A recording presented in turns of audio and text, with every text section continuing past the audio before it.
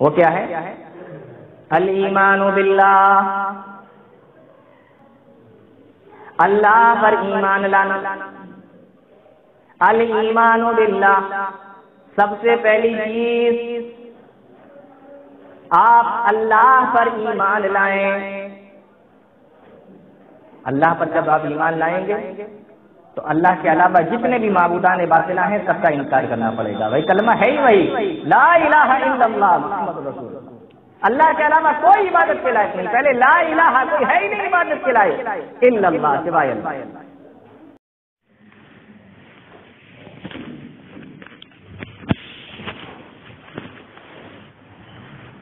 ان الحمد لله نحمده ونستعينه ونستغفره ونعوذ بالله من شرور انفسنا ومن سيئات اعمالنا من يهده الله فلا مضل له ومن يضلل فلا هادي له واشهد ان لا اله الا الله وحده لا شريك له وأشهد أن محمدا عبده ورسوله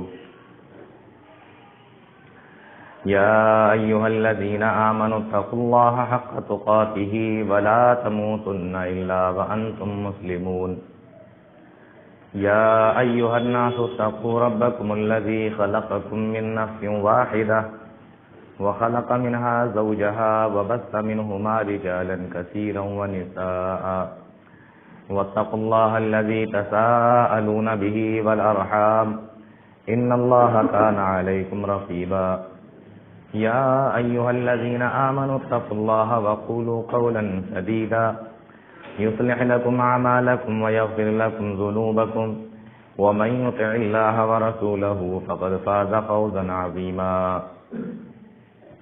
أما بعد فإن خير الحديث كتاب الله وخير الهدي هدي محمد صلى الله عليه وسلم وشر الأمور محدثاتها وكل محدثة بدعة وكل بدعة ضلالة الضلالة في النار أعوذ بالله السميع العليم من الشيطان الرجيم بسم الله الرحمن الرحيم آمن الرسول بما أنزل إليه من ربه والمؤمنون كل آمن بالله وملائكته وكتبه ورسله۔ تمام قسم کی تعریفیں اللہ رب العالمین کے لیے لائق اور زیبا ہیں، جو ہم سب کا خالق ہے، مالک ہے، رازق ہے، حاکم ہے۔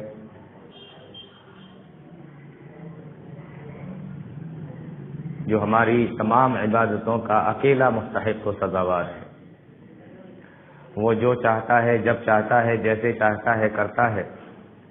ساری کائنات، ساری مخلوق اس کی غلام اور اس کی محتاج ہے۔ ہر چیز پر اس کی طاقت اور قدرت ہے۔ وہ ان اللہ علی کل شیء قدیر ہے۔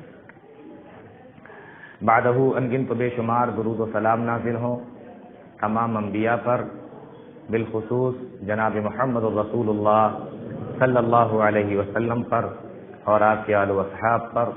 اللہ رب العالمین اپنا رحم و کرم فرمائے ہم سب پر، آمین۔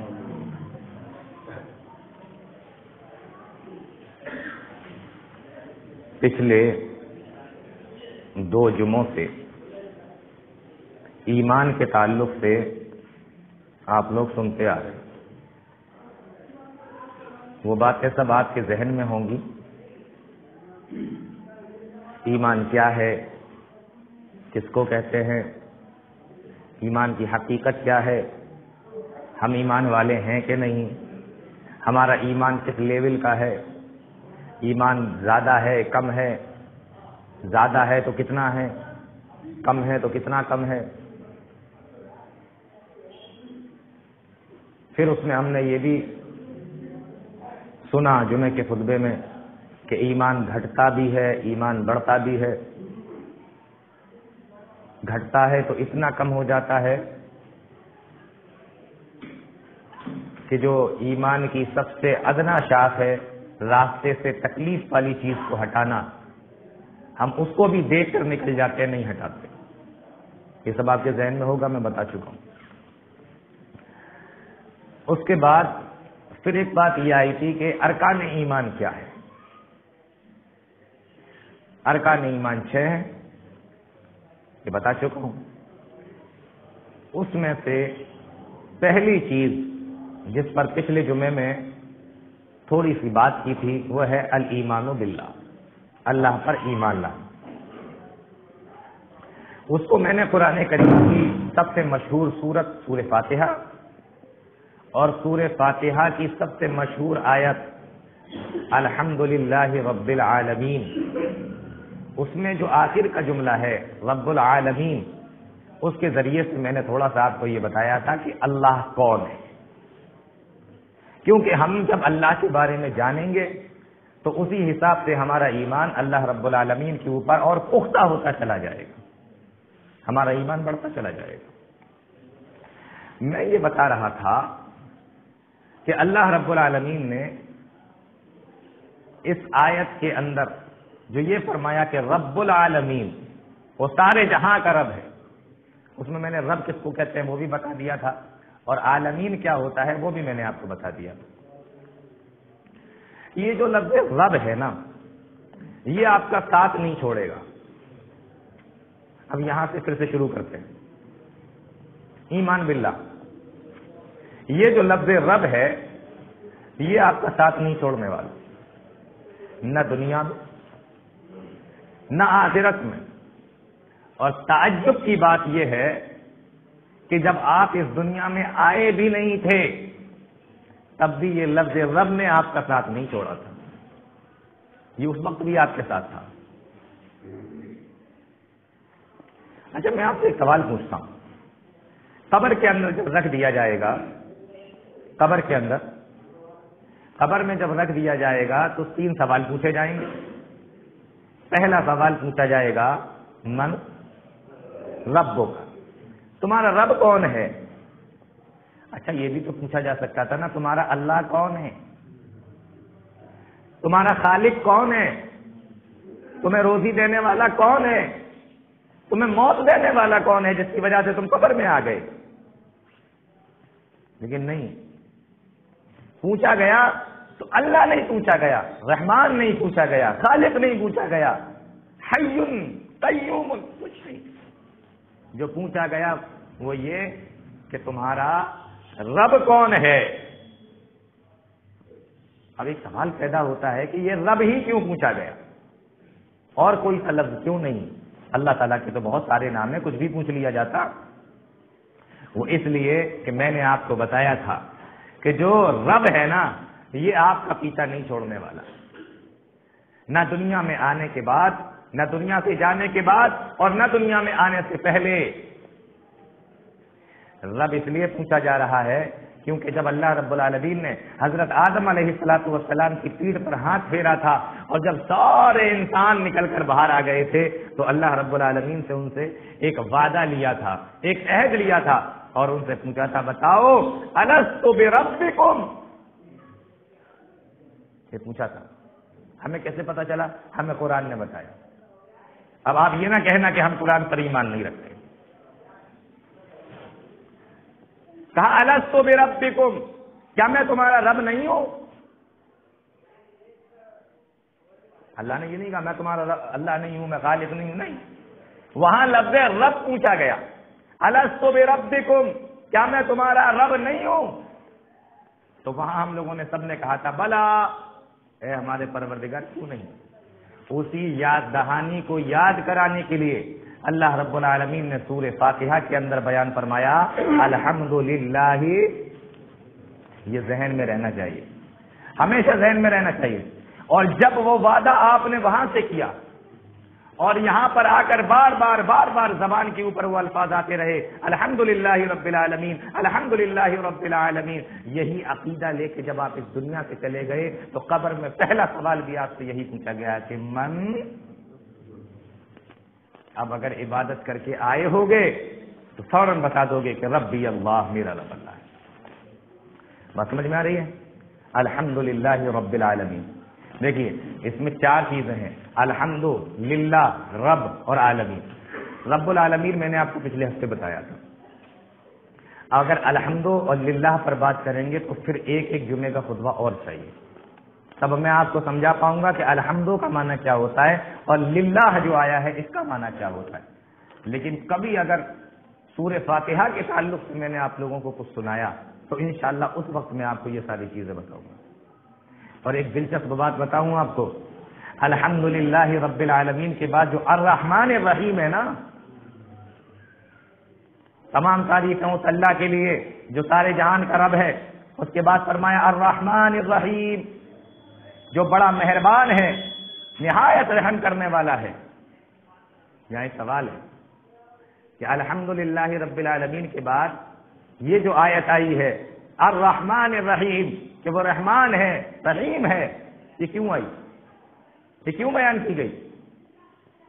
اللہ چاہتا تو یہ بھی تو کہہ سکتا تھا تمام جہانوں کا وہ پروردگار ہے، رب العالمین ہے، وہی کھلاتا ہے وہی پلاتا ہے، کہہ سکتا تھا، وہی مارتا ہے وہی زندگی دیتا ہے، کہہ سکتا تھا۔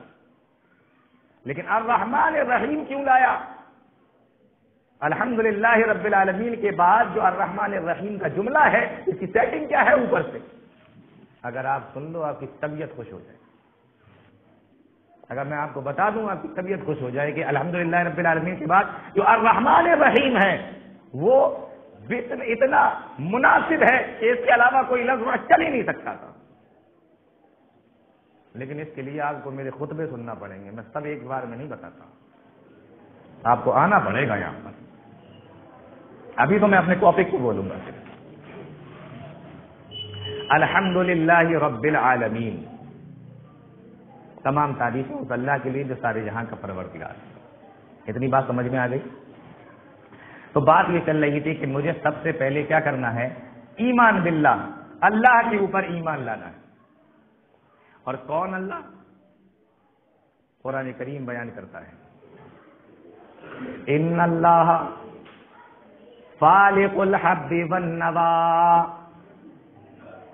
ان اللہ فالق الحب والنوا، بے شک اللہ وہ ہے جو دانے کو بیج کو پھاڑ دیتا ہے، دانے کو بیج کو پھاڑ دیتا ہے۔ ان اللہ فالق الحب والنوا، کو سمجھ میں آیا؟ اللہ کی تعریف بیان کی جا رہی ہے قرآن کریم کے اندر۔ اللہ وہ ہے جو دانے کو اور بیج کو پھاڑ دیتا ہے۔ ابھی میں آپ کو سمجھاتا ہوں، اس سے پہلے ایک مثال سمجھیں۔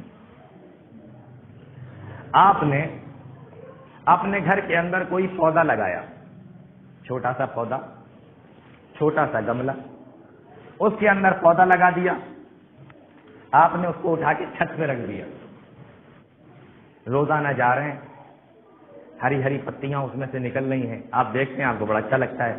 آپ نے دیکھا ارے پانی کی کمی ہے، پائپ لیا پانی ڈال دیا، یا برتن سے پانی، جگ میں کسی بھی چیز میں پانی لیا اور اس میں گملے میں پانی ڈال دیا آپ نے جا کر، بھائی نہیں تو سوکھ جائے گا۔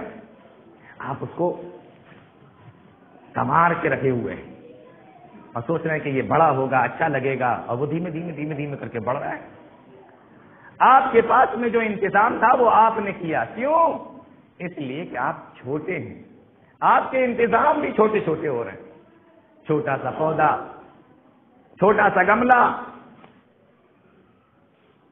اور تھوڑا سا پانی لے جا کر اس میں ڈال رہے ہیں، پائپ ہے تو پائپ سے ڈال دیا، برتن ہے تو برتن سے ڈال دیا۔ آپ ایسا کیوں کر رہے ہیں؟ اس لیے کر رہے ہیں کیونکہ آپ چھوٹے ہیں، آپ کے سارے انتظام چھوٹے ہیں۔ لیکن اللہ نے جب اپنے لیے یہ بیان فرمایا ان اللہ فالق الحب والنوا، بے شک اللہ دانے کو اور بیج کو پھاڑنے والا ہے۔ اب اللہ تو سب سے بڑا ہے نا، ہم یہی تو کہتے ہیں نماز کے اندر اللہ اکبر، اللہ سب سے بڑا ہے۔ اور جب اللہ سب سے بڑا ہے تو پھر اللہ کا انتظام دیکھ لو کتنا بڑا ہوگا۔ کسان دانے کو لیتا ہے، بیج کو لیتا ہے، مان لیجیے گیہوں کا دانہ لے لیا، اس کو اٹھا کے اس نے زمین میں دبا دیا، زمین میں دبا دیا، یہ تو تمہارا کام تھا، یہ تم نے کر دیا۔ اب یہاں سے اللہ کی قدرت شروع ہو گئی۔ فرمایا ولا ظلمات فی الارض، ما تسقط من ورقۃ الا یعلمها ولا حبۃ فی ظلمات الارض، اپنے پیڑ سے کوئی پتا زمین پر گرتا نہیں ہے مگر اس کا علم اللہ کو ہوتا ہے۔ اللہ کی قدرت سے ایک پتا بھی پوری دنیا کے اندر جہاں جہاں پر بھی پیڑ پودے لگے ہوئے ہیں، ایک بھی پتا ایسا نہیں جو اپنے پیڑ کو چھوڑتا ہو اور اللہ کو پتا نہ ہو۔ فرمایا ولا حبۃ فی ظلمات الارض، اور کوئی دانہ زمین میں ایسا ڈالا ہی نہیں جاتا جو اللہ کو نہ معلوم ہو۔ کون ہے، کہاں پر ہے، کتنا دانوں کو زمین میں ڈال رہا ہے، اللہ کو سب معلوم ہے۔ الایمان باللہ، اللہ پر ایمان، جب ہم جانیں گے اللہ کو تب ہمارا ایمان بڑھے گا اللہ پر، تب ہمارا بھروسہ بڑھے گا اللہ پر، تب اللہ کے سامنے دعا مانگنے میں اور اس کے سامنے مچلنے میں بڑا مزہ آئے گا۔ آپ کو پتا تو ہونا چاہیے نا اس کی طاقت کیا ہے۔ فرمایا کوئی دانہ ایسا نہیں جو زمین کے اندر ڈالا جاتا ہو، ولا حبۃ فی ظلمات الارض، مگر اس کا علم اللہ رب العالمین کے پاس میں ہوتا ہے، اللہ جانتا ہے۔ اب جب اللہ نے جان لیا کہ اس کسان نے زمین کے اندر دانہ ڈال دیا، زمین کے اندر بیج ڈال دیا، یہاں سے اللہ کا کام شروع ہو گیا۔ ہم دنیا کے اندر دیکھتے ہیں کہ جو چیز زمین میں ملا دی جاتی ہے پھر وہ زمین کی طرح ہو جاتی ہے۔ آپ زمین میں کوئی چیز دبا دیجئے، کچھ ٹائم کے بعد وہ زمین سے مل جائے گی، یہاں تک کہ انسان کو مٹی میں دفن ہی اس لیے کیا جاتا ہے کہ کچھ دن بعد یہ بھی مٹی ہو جائے گا، اور ہو جاتا ہے۔ کوئی بھی چیز زمین میں ڈالیں وہ مٹی ہو جاتی ہے۔ لوہے کو بھی اگر آپ دبا دیں تو کچھ ٹائم کے بعد لوہا بھی مٹی بن جائے گا۔ میں غلط تو نہیں کہہ رہا؟ زمین کی خاصیت ہے اس نے اپنے اندر جس چیز کو لے لیا وہ اس کو اپنے جیسا کر دیتی، یہ زمین کی خاصیت ہے۔ لیکن ہمارا رب، لیکن میرا رب، اس کو پتا ہے دانہ کہاں ڈالا گیا۔ دانہ زمین میں ہے لیکن زمین کی اوقات نہیں کہ اس دانے کو اپنے جیسا کر دے، ورنہ اناج کہاں سے کھاؤ گے، کہاں سے نکالو گے اناج؟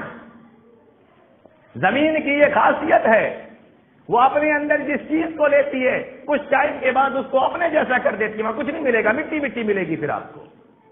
لیکن دانہ بھی زمین کے اندر پہنچا، وہ مٹی نہیں ہو رہا ہے۔ آپ کی طاقت ہے کہ آپ نے کیا ہے، آپ کی طاقت نہیں ہے۔ آپ تو اتنے مجبور ہیں کہ آپ کو اگر دفن کر دیں تو آپ بھی مٹی ہو جائیں گے، تو پتہ چلے یہ آپ کی طاقت تو نہیں ہے۔ اب یہ کون کر رہا ہے؟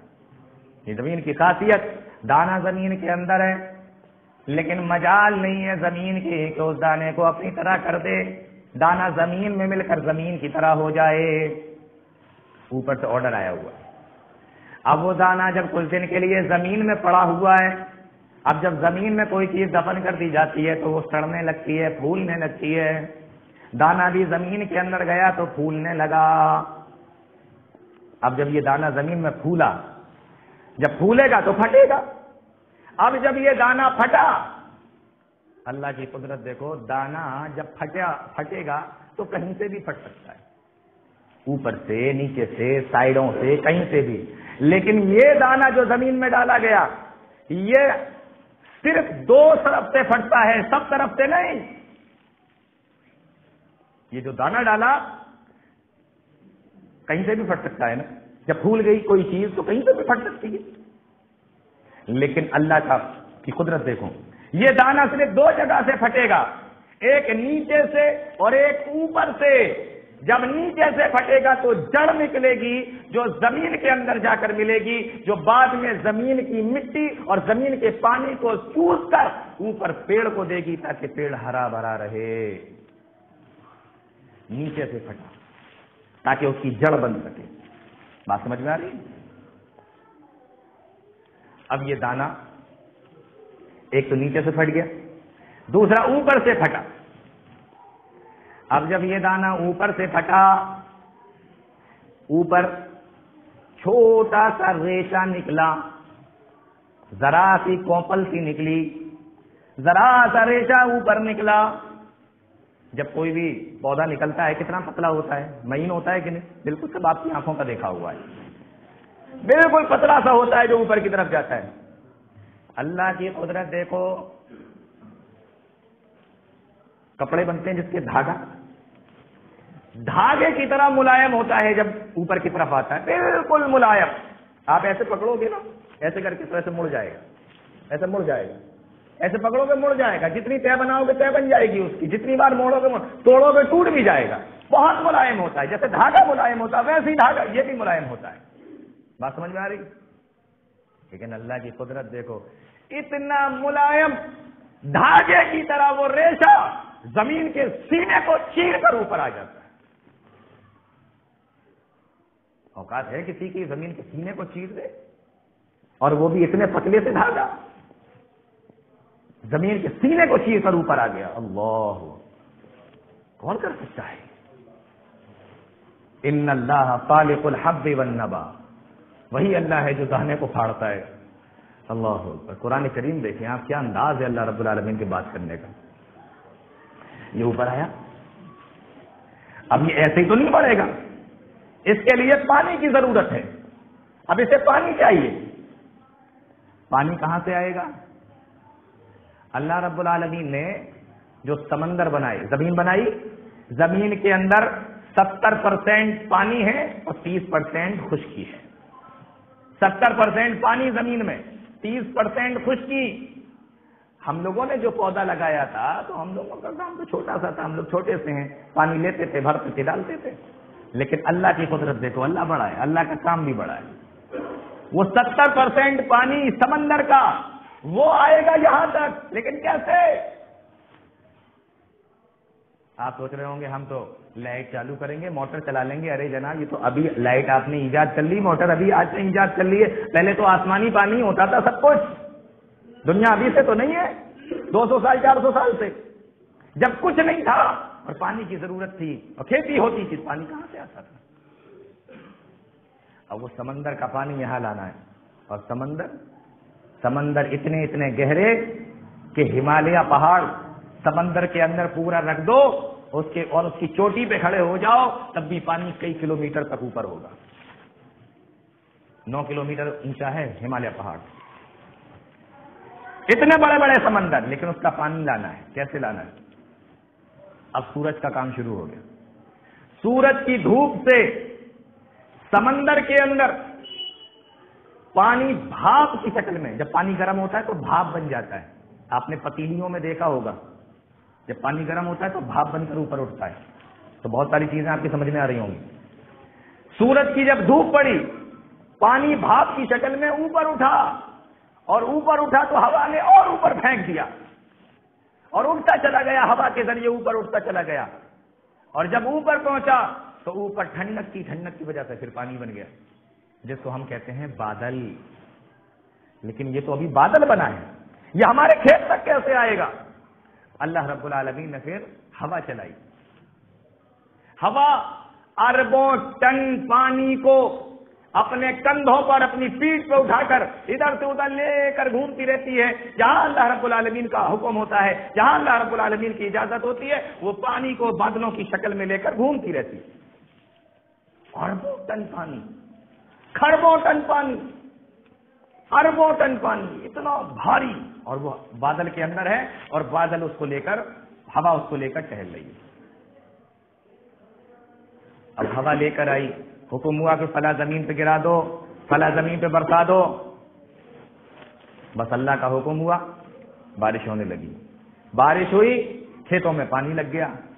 اللہ رب العالمین کا نظام دیکھیں، کھیتوں میں پانی لگ گیا. اب پانی زیادہ لگ گیا تو بھی پریشانی، اور پانی کم لگا تو بھی پریشانی. پودے کو بڑھنے کے لیے تو ساری چیز چاہیے نا، جیسے ہم لوگوں کو چاہیے، ہمیں کھانا بھی چاہیے، پانی بھی چاہیے، آرام بھی چاہیے، کام بھی چاہیے، سونا بھی ہے، جاگنا بھی ہے، ساری چیزیں ہمیں چاہیے. ایسے ہی اس کو بھی پڑھنے کے لیے چیزیں، تمام چیزیں چاہیے. اللہ رب العالمین نے اس کے دھوپ کے لیے سورج کا انتظام کیا. پانی زیادہ لگ گیا تو سڑ جائے گا، اس لیے دھوپ، سورج اب اس پودے کو کے اندر سے اس پانی کو ختم کر رہا ہے، اس کو گرمائی دے رہا ہے، اس کو گرمائی دے رہا ہے تاکہ یہ پودا بڑھتا چلا جائے، سڑ نہ جائے. لیکن اگر زیادہ دھوپ لگ گئی تو جل جائے گا، اس لیے اللہ رب العالمین نے رات بنا دی تاکہ یہ دھوپ کی گرمی سے جھلس نہ جائے. ان اللہ فالق الحب والنوا، بے شک اللہ وہ ہے جو دانے کو پھاڑتا ہے اور دانے کو نکالتا ہے۔ دن بنا دیا تاکہ دھوپ لے لے، رات بنا دی تاکہ جھلس نہ جائے، اور سورج بنایا تاکہ اس کی گرمی سے یہ پک جائے، اور چاند بنایا تاکہ اس کی روشنی سے اس کے اندر مٹھاس آ جائے۔ ان اللہ فالق الحب والنوا۔ آپ کا کام کتنا تھا؟ آپ کا کام تھا صرف دانہ ڈالنا، باقی اس کے بعد آپ کے کوئی کام نہیں تھا۔ یہ سارا کام جس نے کیا اسی کو کہتے ہیں الحمدللہ رب العالمین۔ وہی رب ہے، وہی پالتا ہے۔ اتنی بات سمجھ میں آ گئی؟ چلیے، جب یہ غلہ آپ کاٹ کر لائے، آپ نے کہا بھائی چلیے بڑی اچھی پیداوار ہوئی، غلہ کاٹ کر لائے، آپ نے کھانا بنایا، کھانا بنانے کے بعد آپ نے یہ لقمہ بنایا اور لقمہ بنا کر منہ میں رکھ لیا، لقمہ بنا کر کھانے کو منہ میں رکھ لیا۔ اب یہاں سے منہ کا کام شروع ہو گیا۔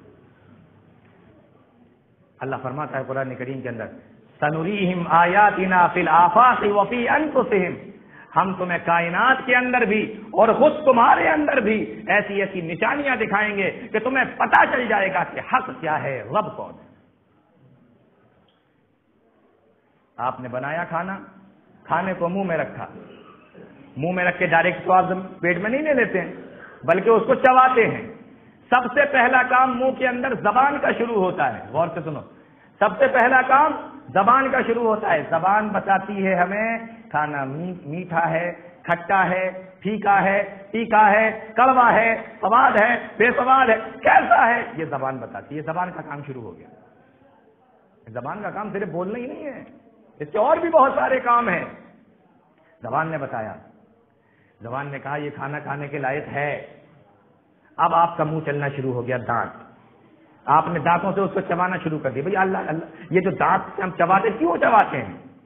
اس لیے کہ جو لقمہ ہم نے پورا رکھا ہے وہ چھوٹے چھوٹے ٹکڑوں میں بٹ جائے اور اس کو گلے سے نیچے نکلنے میں آسانی ہو، اس لیے اللہ رب العالمین نے دانت بنائے تاکہ خوب چبا چبا کر کھانا کھایا جائے۔ آپ نے وہ منہ میں رکھا لقمہ، اس کو چبایا۔ لقمہ تو پہلے سے ہی گیلا تھا، ملائم تھا، لیکن اللہ رب العالمین کی قدرت دیکھو کہ اس نے منہ کے اندر ایک ایسا سسٹم فٹ کر دیا کہ آپ کوئی بھی چیز جب منہ کے اندر رکھتے ہیں تو منہ میں لار آتی ہے، پانی آتا ہے، جانتے ہیں آپ؟ اور وہ پانی کا کام جانتے ہیں آپ کیا ہے؟ وہ کھانے کو اور ملائم کر دیتا ہے تاکہ کھانے کو چبانے میں اور اندر گلے کے اندر لے جانے میں آسانی پیدا ہو جائے۔ ابھی تو آپ کے منہ کا ہی کام ختم نہیں ہوا، اللہ کی قدرت دیکھو۔ آپ لقمہ چبا رہے ہیں، اچھا اب زبان کا کام کیا ہے؟ ادھر والا لقمہ آپ دانتوں سے ادھر نہیں کر سکتے، یہ زبان پھینکتی ہے، زبان ادھر سے ادھر لے جاتی ہے لقمے کو، وہ ادھر لے گئی ادھر لے گئی۔ اب آپ نے جب پورے طریقے سے لقمے کو چبا لیا، لقمہ چھوٹے چھوٹے حصوں میں بٹ گیا، وہ کھانا چھوٹے چھوٹے حصوں میں بٹ گیا، اس کے بعد کام شروع ہوتا ہے یہ جو نلی پڑی ہوئی ہے ہمارے گردن کے اندر، جس کو گراس نلی بولتے ہیں، اب اس کا کام شروع ہوتا ہے۔ چھوٹے چھوٹے حصوں میں کھانا اب یہاں سے نیچے اتر رہا ہے۔ کھانا جب نیچے اترا تو بائیں سائیڈ میں دل کے نیچے وہ جگہ جہاں پر کھانا جا کے جمع ہوتا ہے، الٹے ہاتھ پر دل کے پاس، دل کے نیچے کھانا یہاں پہ جا کر جمع ہوتا ہے، جس کو اسٹومچ بولتے ہیں، اگناشے بولتے ہیں، جس کو ہم لوگ پیٹ بول دیتے ہیں تاکہ سمجھنے میں آسانی ہو۔ وہ ہمارے پیٹ میں آ کر اکٹھا ہو جاتا ہے۔ اب وہ جب ہمارے پیٹ میں اکٹھا ہوا تو غور سے سن لو، یہ صرف اتنا بڑا ہوتا ہے کہ اس میں آپ زیادہ سے زیادہ 350 گرام کھانا رکھ سکتے ہیں، بس۔ اس کی کیپیسٹی کتنی ہوتی ہے؟ 350 گرام کھانا یہاں رکھ سکتے ہیں آپ۔ اس سے زیادہ آپ رکھو گے تو یہ نلی میں بھر جائے گا، آپ کو کھٹی لگارے آنا شروع ہو جاتی ہے جب آپ زیادہ کھا لیتے ہیں۔ وجہ یہی ہوتی ہے، اس کا کام ہے 350 گرام کھانا رکھنا۔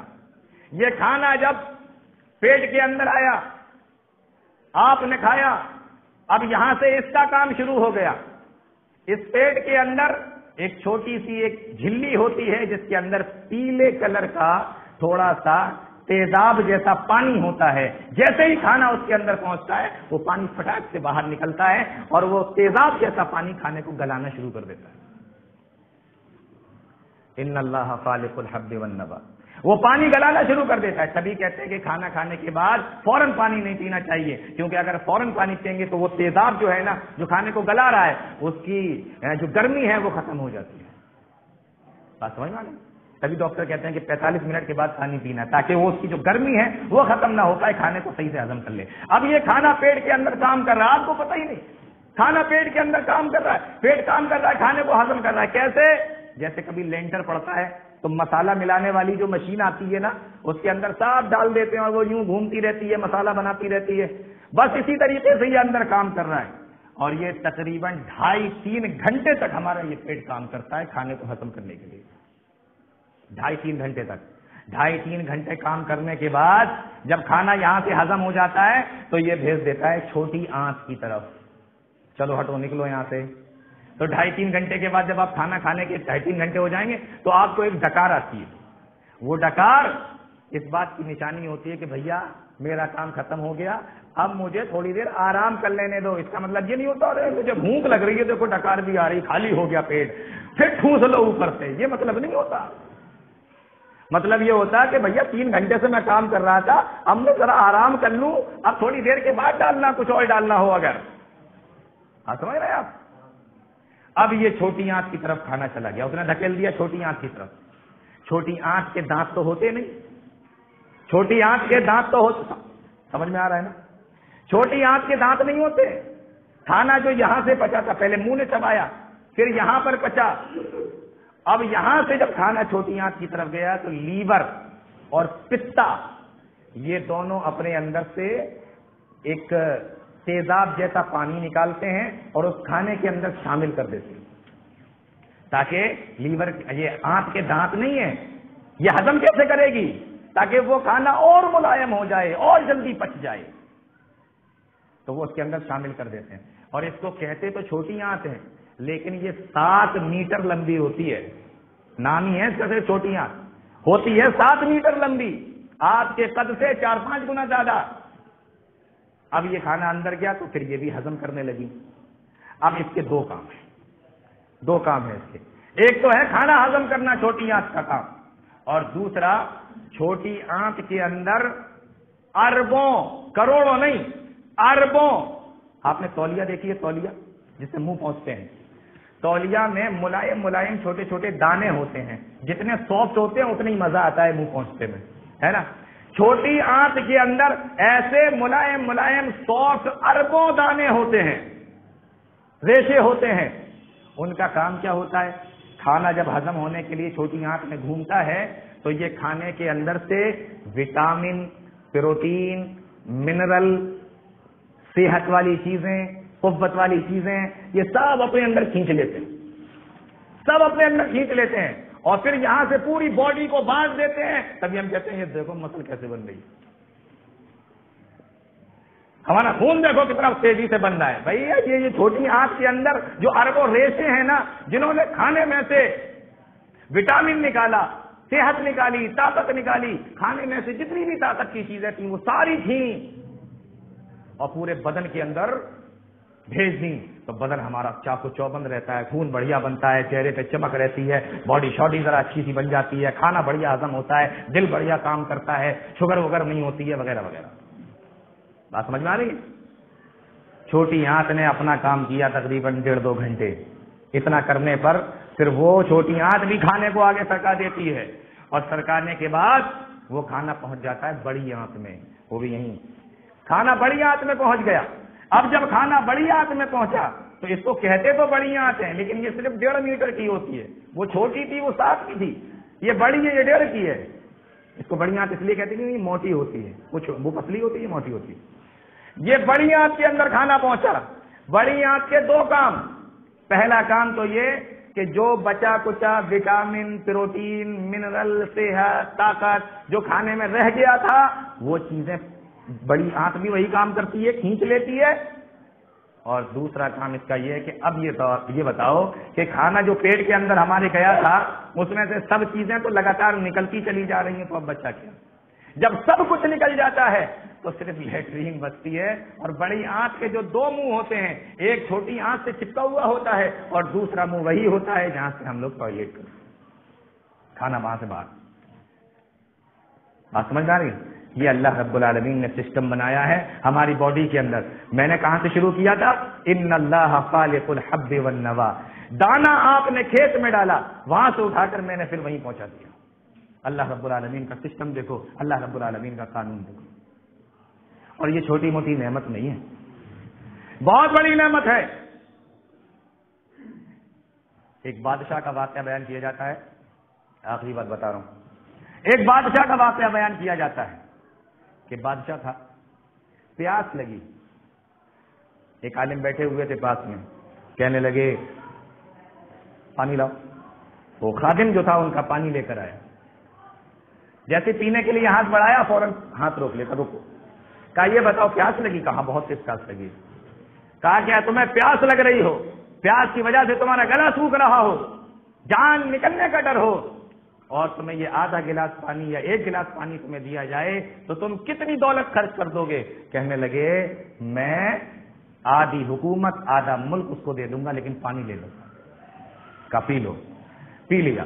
پینے کے بعد کہا یہ بتاؤ اگر یہ پانی پیٹ کے اندر جا کر رک جائے, پیشاب کے ذریعے باہر نہ آئے, تو اپنی کتنی دولت دے دو گے؟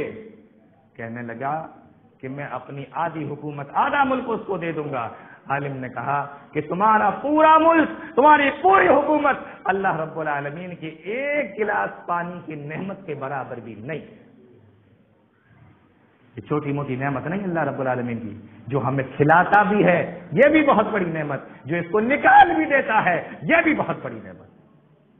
اور جانتے ہو یہ بڑی آنکھ سے جب کھانا نیچے کی طرف جاتا ہے اور ساری طاقت کی چیزیں اس میں سے نکل چکی ہوتی ہیں, تو بڑی آنکھ کا ایک کام یہ بھی ہوتا ہے کہ کھانے میں جو پانی رہ جاتا ہے وہ پانی کو بھی یہ بڑی آنکھ کھینچ لیتی ہے. اور کبھی کبھی ایسا ہوتا ہے کہ بڑی آنکھ وہ پانی کو نہیں کھینچتی, صرف صحت کی چیزوں کو کھینچ لیتی ہے, تو ہمیں پتلی پتلی لیٹرینیں ہوتی ہیں, پھر ہم ڈاکٹر کی بات کریں.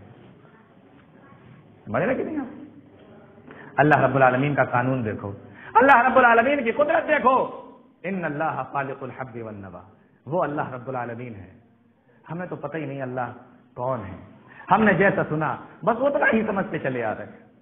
الحمدللہ رب العالمین. تو پہلی چیز میں آپ کو یہ بتا رہا تھا, ارکان ایمان میں پہلی چیز کون سی ہے؟ اللہ پر ایمان لانا. لیکن بات ابھی ختم نہیں ہوئی, میں اس کو کچھ اور طریقے سے سمجھاتا ہوں.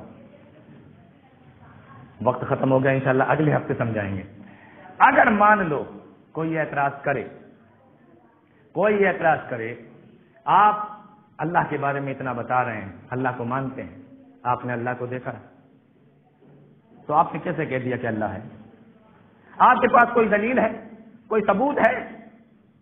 آپ کیسے بتاؤ گے کہ